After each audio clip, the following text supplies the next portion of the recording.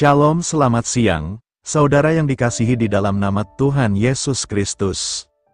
Selamat berjumpa kembali dalam renungan firman Tuhan hari ini. Semoga kasih, sukacita dan berkat Tuhan selalu menyertai hidup kita. Saudara yang terkasih, selamat datang pada renungan siang hari ini. Salam sejahtera buat saudara semua, dimanapun saudara berada, kiranya damai dan sukacita oleh Roh Kudus melimpah senantiasa dalam hati dan kehidupan saudara semua.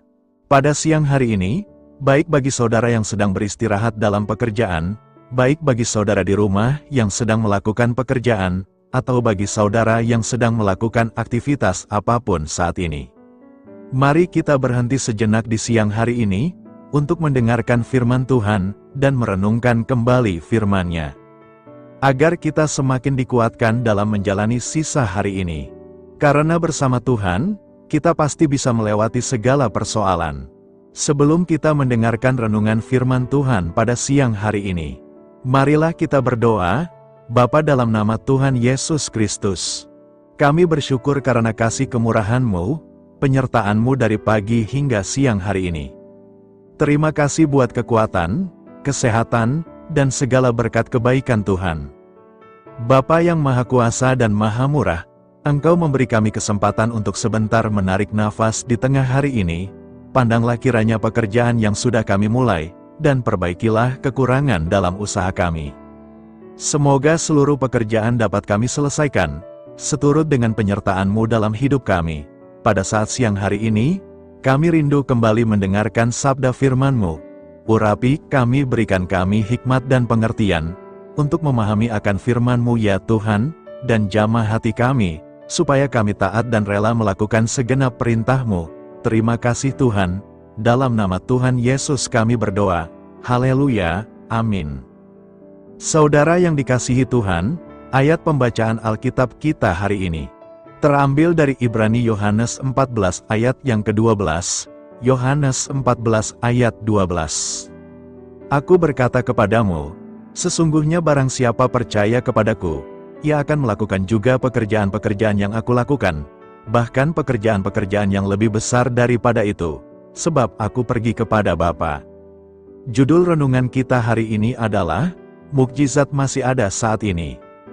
Saudara yang terkasih, di tahun 1981, Barbara Snyder didiagnosis menderita multiple sclerosis atau penyakit autoimun kronis stadium akhir yang parah. Ia sudah tidak bisa bernapas tanpa bantuan alat, tidak bisa melihat, dan sudah dirawat di rumah sakit selama bertahun-tahun.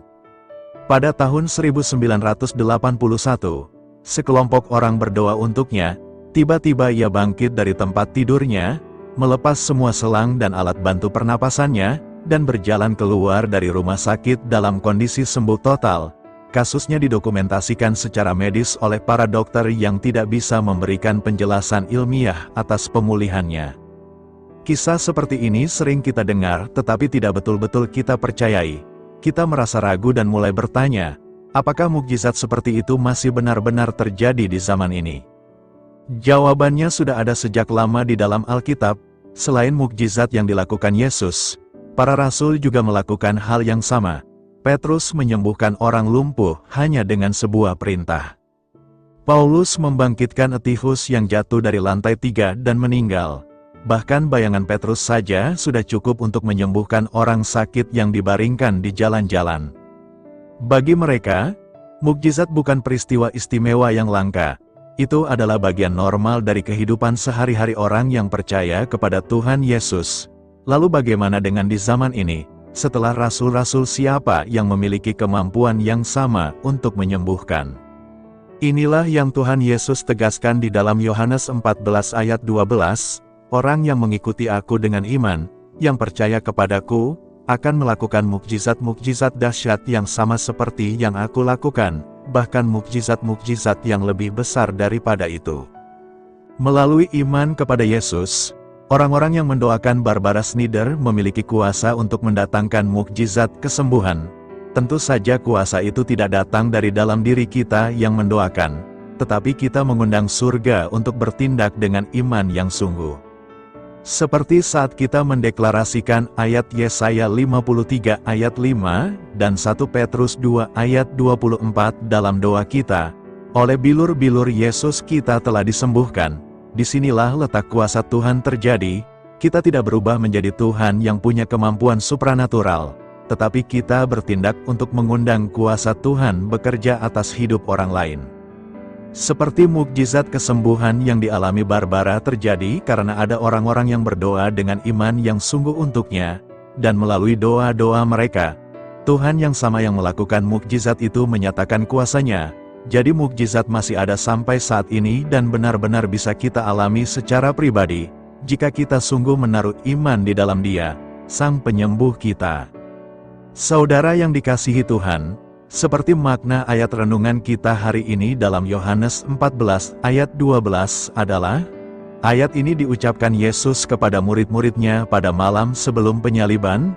Mereka sedang cemas karena Yesus berkata bahwa Ia akan segera pergi. Yesus lalu menghibur mereka dengan janji bahwa pekerjaan Allah tidak akan berhenti.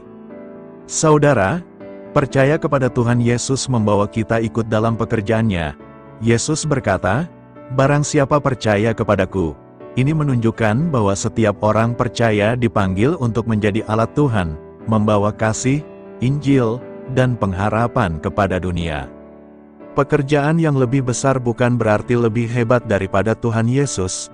Yang dimaksud bukan bahwa murid-murid akan melampaui kuasa Yesus. Maksudnya adalah cakupan pelayanan yang lebih luas. Setelah Yesus naik ke surga dan Roh Kudus dicurahkan, Injil diberitakan ke banyak bangsa, sehingga lebih banyak orang mengalami keselamatan.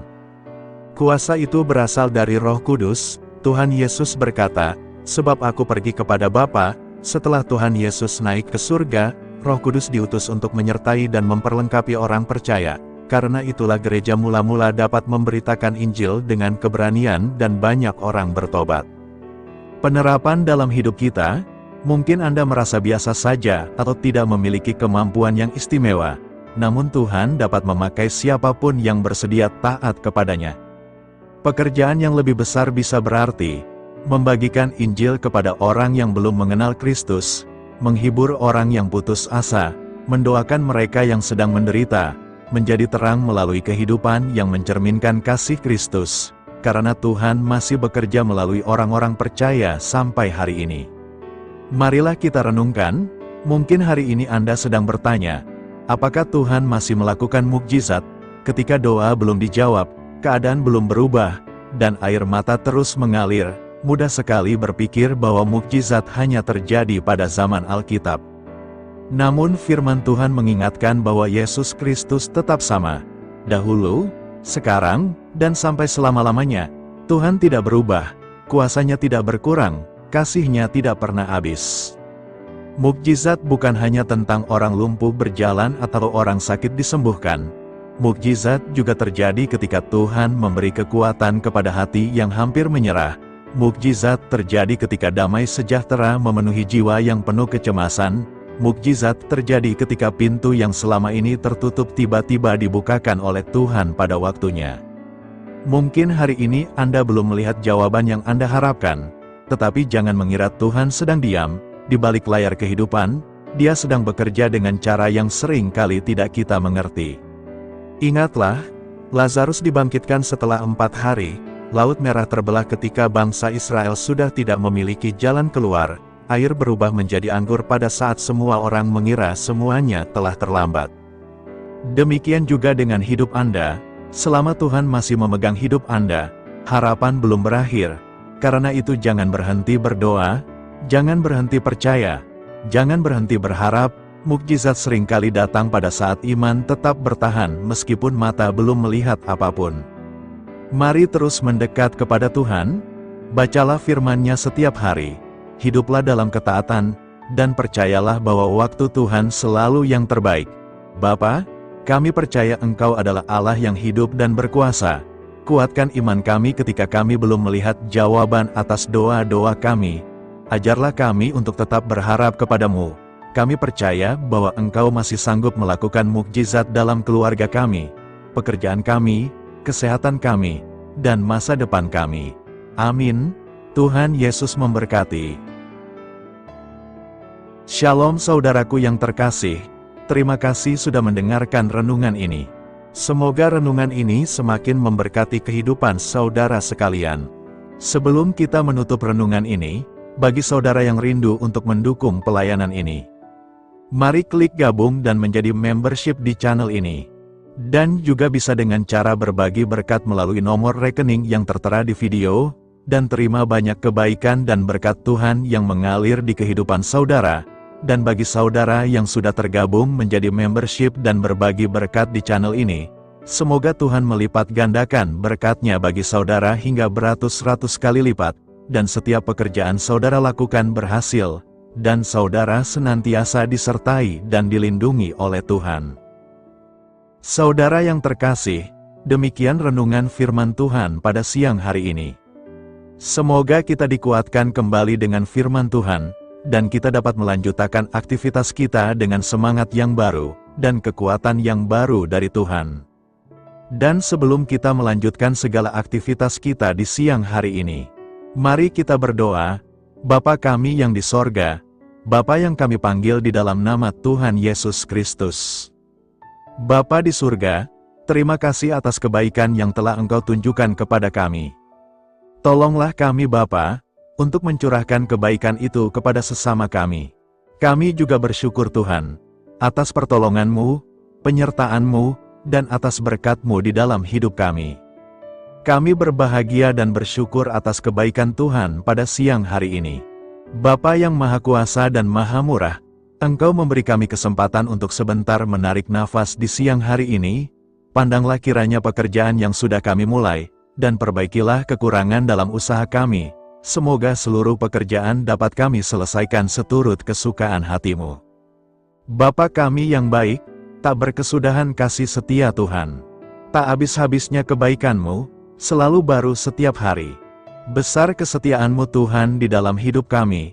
Terima kasih buat firman-Mu pada siang hari ini ya Tuhan. Kami mau selalu belajar dan terus belajar tentang firman-Mu. Firman-Mu yang menguatkan dan meneguhkan iman kami. Firman-Mu yang mengubahkan hidup kami mau berjalan bersama Engkau di sepanjang kehidupan kami. Agar kami tidak tersesat di dalam dunia ini, kami mau melakukan firman-Mu ya Tuhan di sepanjang kehidupan kami. Agar kami menjadi kuat berjalan bersama dengan Engkau ya Tuhan. Terima kasih ya Tuhan buat kesempatan hidup yang masih Engkau berikan. Kami mau pakai untuk hormat dan kemuliaan nama-Mu. Segala pergumulan dan persoalan hidup kami serahkan di dalam tangan-Mu. Engkau yang akan menyelesaikannya bagi kami hanya berharap kepada-Mu. Bapa, hamba berdoa untuk saudara-saudaraku, yang sudah mendengarkan firman-Mu siang ini. Yang saat ini sedang mengalami sakit penyakit, pergumulan masalah, kebutuhan ekonomi. Kiranya Engkau jamah, sembuhkan, dan pulihkan, berkati perekonomian mereka. Serta berikan jalan keluar atas setiap masalah dan pergumulan yang sedang mereka hadapi. Dan ajarlah kami ya Tuhan, untuk selalu berharap dan percaya seutuhnya kepada Tuhan Yesus. Kiranya Engkau terus memberkati kehidupan kami, keluarga kami, sanak saudara kami, daerah tempat tinggal kami, bangsa dan negara kami, pemerintah-pemerintah kami. Biarlah semuanya dalam perlindungan-Mu ya Tuhan, dan jadilah sesuai dengan kehendak-Mu yang terbaik di dalam kehidupan kami. Dan pada siang hari ini ya Tuhan, kami berterima kasih buat perlindungan-Mu di sepanjang waktu yang kami lewati.